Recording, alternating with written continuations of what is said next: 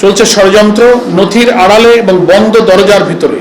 বিষয়টি পরিশোধিত জ্বালানি তেল আমদানি, মজুদ, পরিবহন, বিতরণ ও বিপণনের কাজ বেসরকারি খাতে ছেড়ে দেওয়ার নতুন নীতিমালা তৈরির উদ্যোগ প্রসঙ্গে। এই সিদ্ধান্তের চড়া মূল্য দিতে হবে প্রত্যেকটি মানুষকে, প্রত্যেকটি বাসের ভাড়ায়, প্রত্যেকটি শেষ পাম্পের ডিজেলে, প্রত্যেকটি চালের বস্তার দাম। হঠাৎ করে বাংলাদেশ পেট্রোলিয়াম কর্পোরেশনের চেয়ারম্যানকে সরিয়ে দেওয়ার পর জ্বালানি খাতকে বেসরকারি কোনো শিল্প গ্রুপের হাতে ছেড়ে দেওয়ার উদ্যোগ আরো এক ধাপ এগিয়েছে। নতুন চেয়ারম্যানকে দায়িত্ব দেওয়ার 4 দিনের মাথায় বেসরকারি পর্যায়ে পরিশোধিত জ্বালানি আমদানি, সংরক্ষণ, পরিবহন, বিতরণ ও বিপণনের জন্য 4 দিনের মধ্যে খসড়া নীতিমালা তৈরির নির্দেশ দিয়েছে জ্বালানি ও খনিজ সম্পদ বিভাগ। আমরা স্পষ্ট ভাষায় বলতে চাই, এটি সংস্কার নয়, এটি হস্তান্তর, এটি প্রতিযোগিতা নয়, এটি দুর্নীতি ও লুটপাটের লাইসেন্স। গত 6 August Bangladesh oil, gas and workers federation Chattogram জরুরি সভায় করে প্রকাশ্যে অভিযোগ করেছে, পরিশোধিত জ্বালানি তেল আমদানি, বিক্রয় ও বিপণন সরকারি খাতে ছেড়ে দেওয়ায় তারা পায়তারা করছে। ইস্টার্ন রিফাইনারি,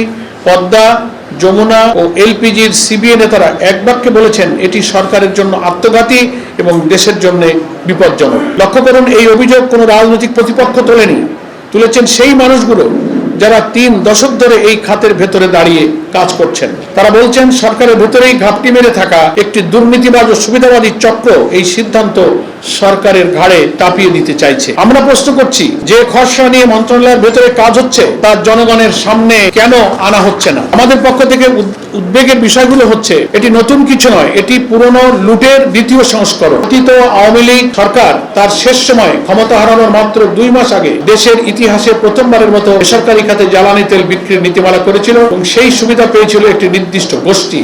আজ যদি একই মডেল ফিরে আসে তাহলে জুলাইয়ের রক্তদানের অর্থ কি ছিল? একচেটিয়া চক্র ভাঙা হচ্ছে না, বরং একতরফা হাত বদল হচ্ছে। বলা হচ্ছে বিপিসির একচেটিয়া অধিকার ভাঙলে প্রতিযোগিতা আসবে, দাম কমবে। বাস্তবতা হলো জ্বালানি তেল আমদানির জন্য দরকার গভীর সমুদ্র বন্দরের সুবিধা, সিঙ্গেল পয়েন্ট মোরিং, বিশাল ট্যাঙ্ক টার্মিনাল, পাইপলাইন ও শত শত কোটি ডলারের ব্যাংক লাইন। বাংলাদেশে এই সক্ষমতা আছে হাতে গোনা 3-4টি গোষ্ঠী। অর্থাৎ রাষ্ট্রীয় একচেটিয়া ভেঙে তৈরি হবে বেসরকারি একচেটিয়া, যার উপরে জনগণের কোনো নিয়ন্ত্রণ থাকবে না, সংসদের কোনো জবাবদিহিতা থাকবে না, কোনো নিরীক্ষার ব্যবস্থা থাকবে না। সরকারি প্রতিষ্ঠান খারাপ চললে তাকে সংস্কার করা যায়, বেসরকারি কোম্পানি দাম বাড়ালে জনগণের হাতে কিছুই থাকে না। বলা হচ্ছে বিপিসি অদক্ষ, বিপিসি লোকসানি, তাই বেসরকারি খাত দরকার। তথ্য বলছে বিপিসি 2023-24 সালে নিট মুনাফা ছিল 3,943 কোটি টাকা এবং 2024-25 সালে মুনাফা ছিল 2,050 কোটি টাকা। এখানে অর্থ বছরের তথ্যটা আমরা দিয়ে দিয়েছি, আপনারা পত্রিকায় লিখিত পাবেন। অর্থাৎ যে প্রতিষ্ঠানকে ব্যর্থ বলে বেচে দেওয়ার আয়োজন চলছে, সেই প্রতিষ্ঠান পরপর 2 বছরে 2,000 কোটি টাকা মুনাফা করে রাষ্ট্রীয় কোষাগারে জমা দিচ্ছে। চলতি বছরের সংকট, হরমুজ প্রণালী বন্ধ হওয়া, বিশ্ববাজারে দৈনিক 1 কোটি ব্যারেল সরবরাহ ঘাটতি, এটি বিপিসির ব্যবস্থাপনাগত ব্যর্থতা নয়, এটি ভূ রাজনৈতিক ধাক্কা।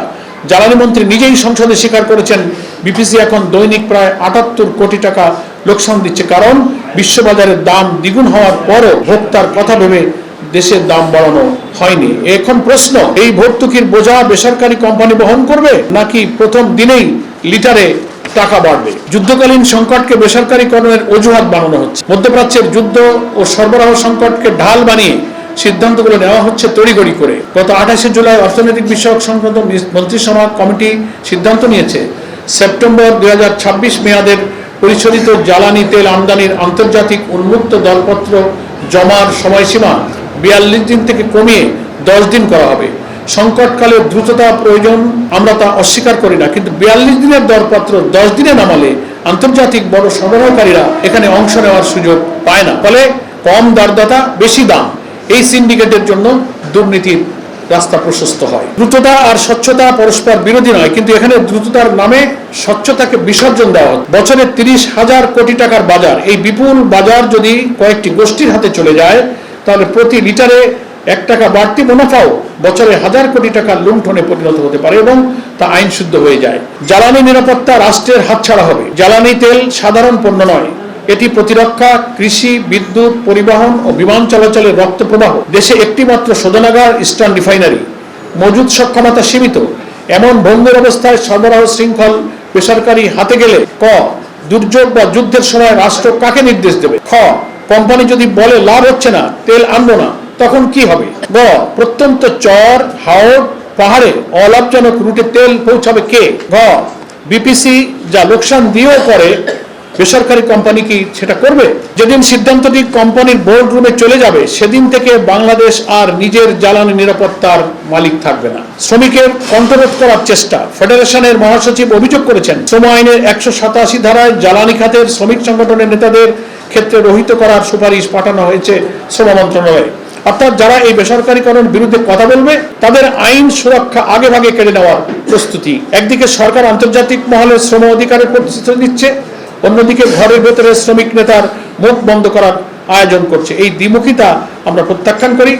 সরকারের কাছে আমাদের সরাসরি প্রশ্ন, এক, বেসরকারি খাতে পরিশোধিত জ্বালানি তেল আমদানি ও বিপণনের কোনো খসড়া নীতিমালা বিদ্যুৎ জ্বালানি ও খনিজ সম্পদ মন্ত্রণালয়ের প্রক্রিয়াধীন আছে কিনা? হ্যাঁ অথবা না বলতে হবে সরকারকে। দুই, থাকলে সেই খসড়া আজই ওয়েবসাইটে প্রকাশ করা হবে কিনা?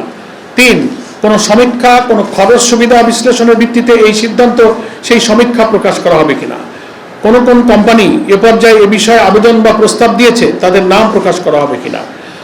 5, দরপত্রের সময়সীমা 42 দিন থেকে 10 দিনে নামানোর সিদ্ধান্তের কারিগরি ভিত্তি কি? এতে দরদাতার সংখ্যা কমছে কিনা তা প্রকাশ করা হবে কিনা? 6, বেসরকারি আমদানিকারক এলে ভোক্তা পর্যায়ে দাম কে নির্ধারণ করবে, বিআরসি নাকি কোম্পানি? 7, পতিত সরকারের আমলে যে বেসরকারি কোম্পানিকে জ্বালানি তেল বিপণনের অনুমতি দেওয়া হয়েছিল, সেই সিদ্ধান্তের পুনর্মূল্যায়ন হয়েছে কিনা? না হয়ে থাকলে কেন? এটি শুধু আমাদের কথা নয়, স্বাধীন বিশেষজ্ঞরা কি বলছেন? সাংবাদিক বন্ধুরা, কেউ যেন না ভাবেন এটি নিছক বিরোধী দলের রাজনৈতিক বক্তব্য। দেশের স্বনামধন্য গবেষণা প্রতিষ্ঠান ও ভোক্তা সংগঠনগুলো একই কথা বলছে। Centre for policy dialogue CPD গবেষণা পরিচালক ডক্টর খন্দকার গোলাম মহাজন স্পষ্টভাবে বলেছেন, জ্বালানি এমন একটি অত্যাবশ্যকীয় পণ্য যা মুনাফা করার মতো পণ্য নয়। তার মতে এই কার্যক্রম যত বেশি সরকারের অধীনে এবং সীমিত মুনাফার মধ্যে পরিচালিত হয় ততই মঙ্গল। তাই জ্বালানি খাত সরকারের অধীনেই থাকা উচিত। উল্লেখ্য, বিপিসির মুনাফার যে হিসাব আমরা উপস্থাপন করেছি সেটিও সিপিডিরই গবেষণা থেকে নেওয়া। Consumers association of Bangladesh cab জ্বালানি উপদেষ্টা অধ্যাপক ডক্টর এম শামসুর আলম বহু বছর ধরে দাবি জানিয়ে আসছেন, জ্বালানিকে মুনাফার খাত নয় সেবা খাত হিসেবে পোষণ করে কস্ট প্রাইস ভিত্তিতে সরবরাহ করতে হবে। তিনি প্রশ্ন তুলেছেন, কোম্পানিগুলো কত মুনাফা করছে এবং সেই মুনাফা কত রাষ্ট্র পাচ্ছে, সেই মুনাফার থেকে রাষ্ট্র কত পাচ্ছে সরকারকে তা স্পষ্ট করে বলতে হবে। নিয়ন্ত্রক সংস্থাগুলোর ভূমিকা নিয়েও তিনি কঠোর সমালোচনা করেছেন। আইন লঙ্ঘনের ঘটনায় কার্যকর ব্যবস্থা নেই, বরং নিয়ন্ত্রক সংস্থাগুলো অনেক ক্ষেত্রে নিজেরাই আইন ভাঙছে। গত 1.5 দশকের জ্বালানি নীতিকে তিনি সরাসরি অলিগার্ক সৃষ্টি করে লুণ্ঠনের নীতি বলে চিহ্নিত করেছেন। ঢাকা বিশ্ববিদ্যালয় অ্যাকাউন্টিং বিভাগের সহযোগী অধ্যাপক ডক্টর মোশাহিদা সুলতানা মূল্যায়ন, বাংলাদেশের জন্য এখনো এমন বেসরকারি ব্যবস্থায় যাওয়ার সময় হয়নি। কোনো বেসরকারি কোম্পানির হাতে ছেড়ে দিলে এলপিজি খাতে যা ঘটেছে তারই পুনরাবৃত্তি হতে পারে বলে তিনি সতর্ক করেছেন। বেসরকারি সিন্ডিকেটের দাপটে সাধারণ মানুষ সরকার নির্ধারিত দামে এলপিজি কিনতে পারে না। অর্থাৎ সরকার দাম ঘোষণা করে, সিন্ডিকেট দাম আদায় করে, এটি বাংলাদেশের বাস্তবতা।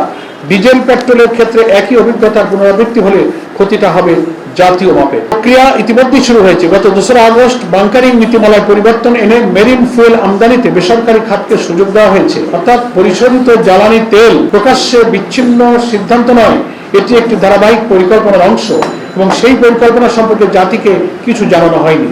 আমাদের দাবি, পরিশোধিত জ্বালানি তেল আমদানি, মজুত ও বিপণন বেসরকারি খাতে ছেড়ে দেওয়ার উদ্যোগ অবিলম্বে স্থগিত করতে হবে। খসড়া নীতিমালা সংশ্লিষ্ট সব নথি প্রকাশ্যে জনগণের জন্য উন্মুক্ত করতে হবে। কমপক্ষে 60 দিনের জনমত গ্রহণের জন্য গণশুনানির আয়োজন করতে, পাবলিক ওপিনিয়ন নিতে হবে।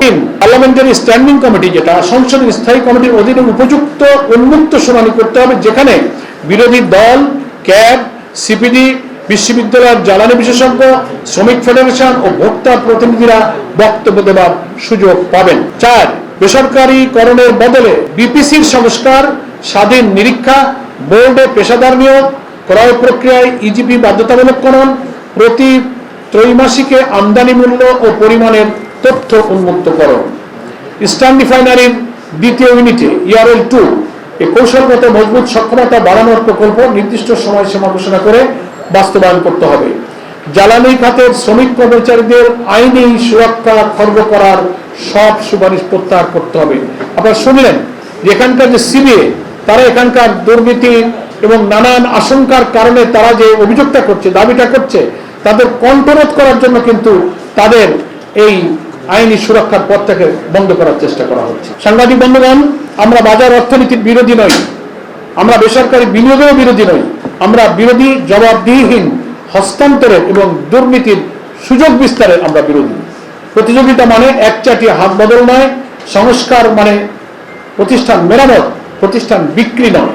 জ্বালানি নিরাপত্তা মানে রাষ্ট্রের নিয়ন্ত্রণ, গোষ্ঠীর নিয়ন্ত্রণ নয়। তাই আমরা চাই সরকার নিজেই এই ভুল পথ থেকে সরে আসুক, জনগণের সম্পদ জনগণের হাতেই থাকুক। আপনাদের সকলকে ধন্যবাদ। আসসালামু আলাইকুম ওয়া রাহমাতুল্লাহি ওয়া বারাকাতুহু।